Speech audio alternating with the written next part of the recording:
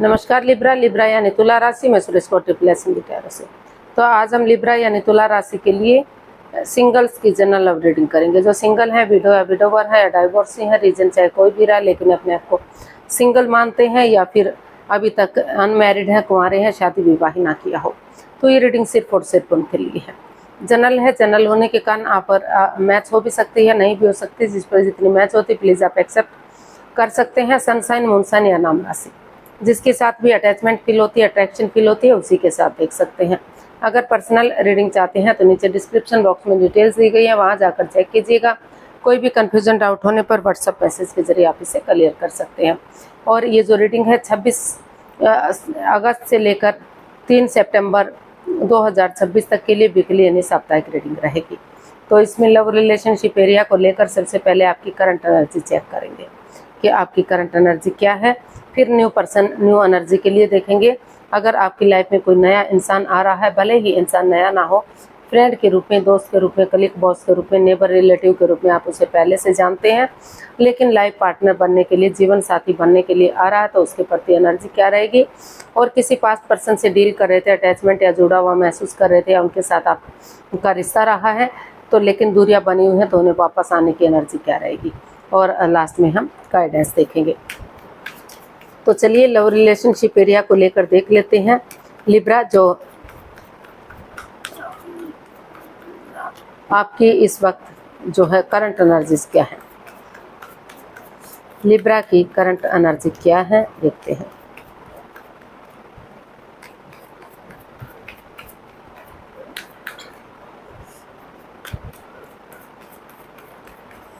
Libra की current energy देखते हैं।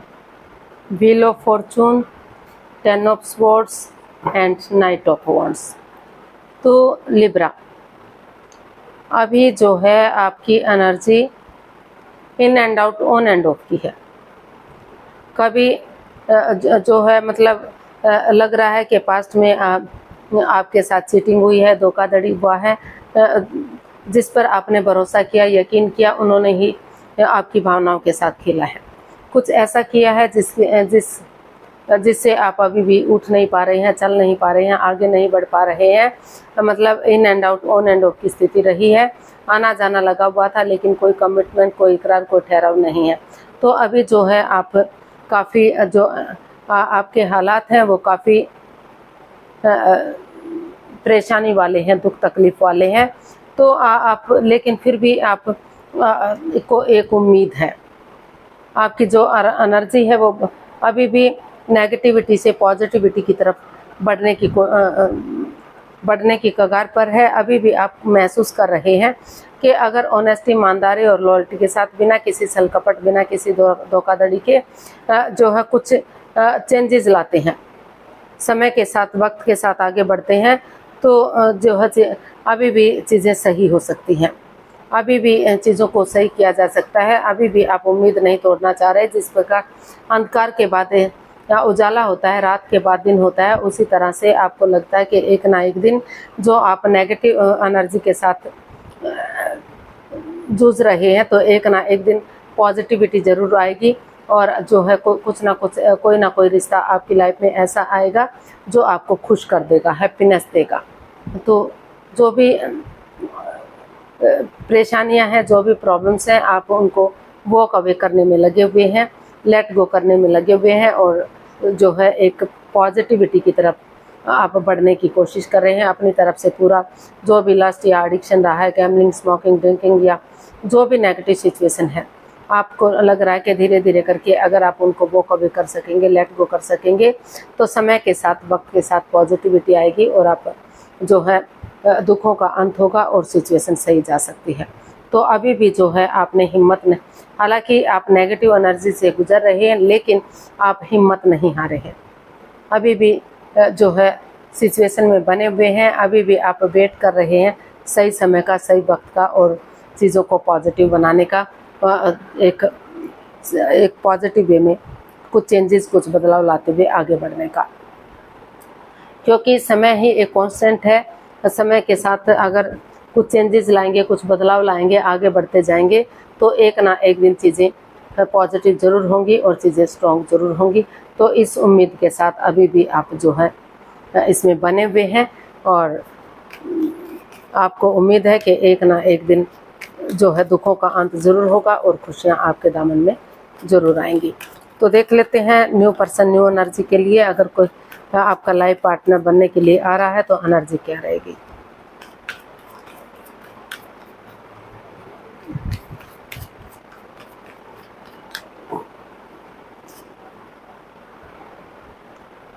Queen of swords, king of swords and 9 of pentacles and 5 of wands. तो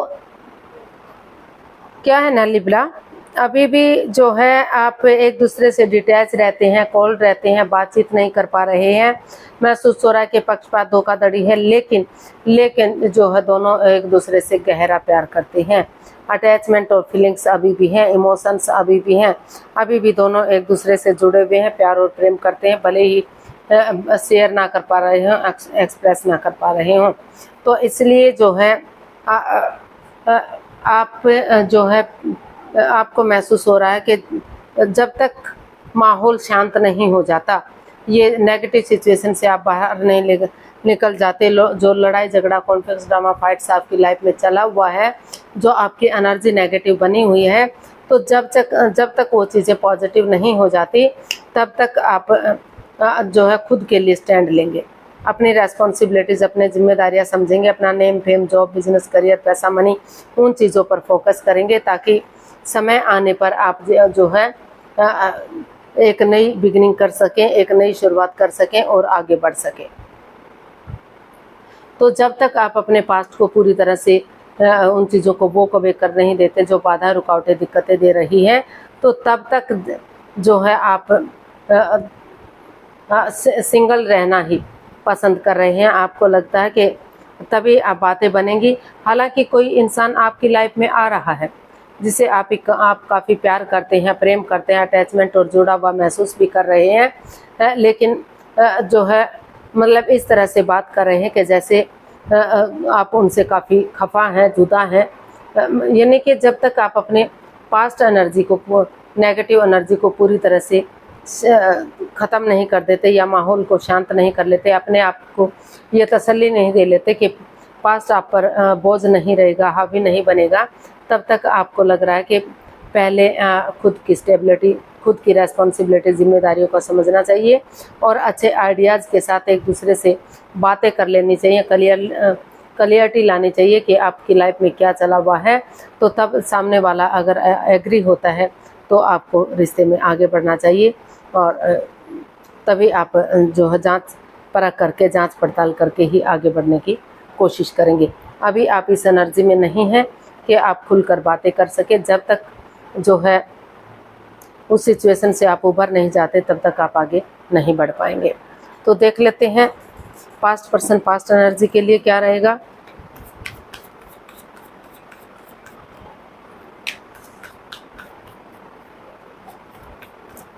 अगर कोई पास्ट पर्सन आपकी लाइफ में वापस आ रहा है तो उसके प्रति एनर्जी क्या रहेगी।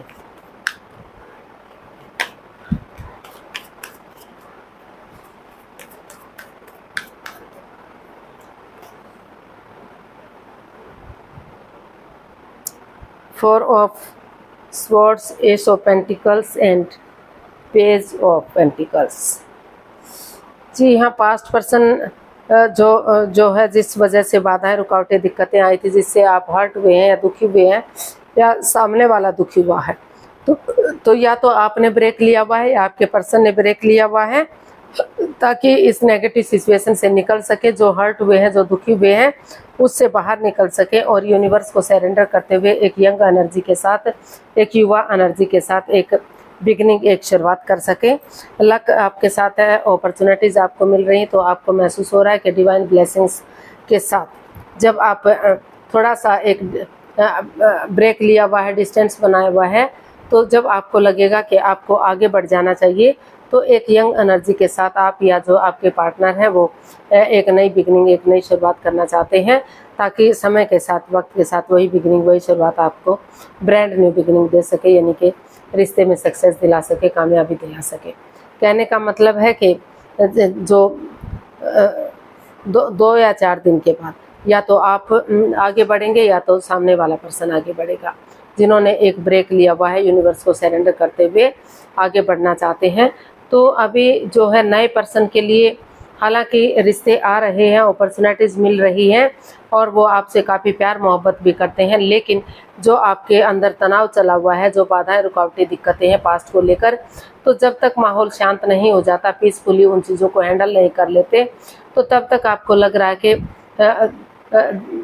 पहले आप खुद के लिए स्टैंड लेंगे, अपनी रेस्पॉन्सिबिलिटी, जिम्मेदारियां समझेंगे और तभी अच्छे आइडियाज़ के साथ आप एक दूसरे से बातचीत करेंगे और उसके बाद रिश्ते के बारे में सोचेंगे कि रिश्ता आगे बढ़ाना है या नहीं बनाना है।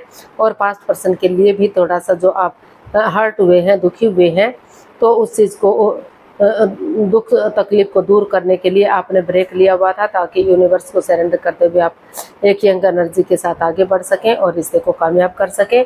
तो आप जो है चाहें तो समय के साथ, वक्त के साथ आप नए रिश्ते के साथ भी एक शुरुआत कर सकते हैं और पास्ट पर्सन के साथ भी आप शुरुआत कर सकते हैं। ये आपका निजी मामला है कि किसके साथ आप जाना चाहेंगे, और ये तभी आपको शुरू करना चाहिए जब आपको लगे कि हाँ, आप जो है पास्ट को वॉक अवे कर चुके हैं या लेट गो कर चुके हैं, आप उस दुविधा से, उस चीज़ों से बाहर निकल चुके हैं, तो तभी आपको किसी रिश्ते में, नए इवन पुराने रिश्ते में आना चाहिए। तब तक आपको किसी भी रिश्ते में नहीं बढ़ना चाहिए। जब तक नेगेटिव एनर्जी से आप बाहर नहीं निकल जाते, यूनिवर्स को सरेंडर नहीं कर पाते, तब तक आपको आगे नहीं बढ़ना चाहिए। तो गाइडेंस देख लेते हैं।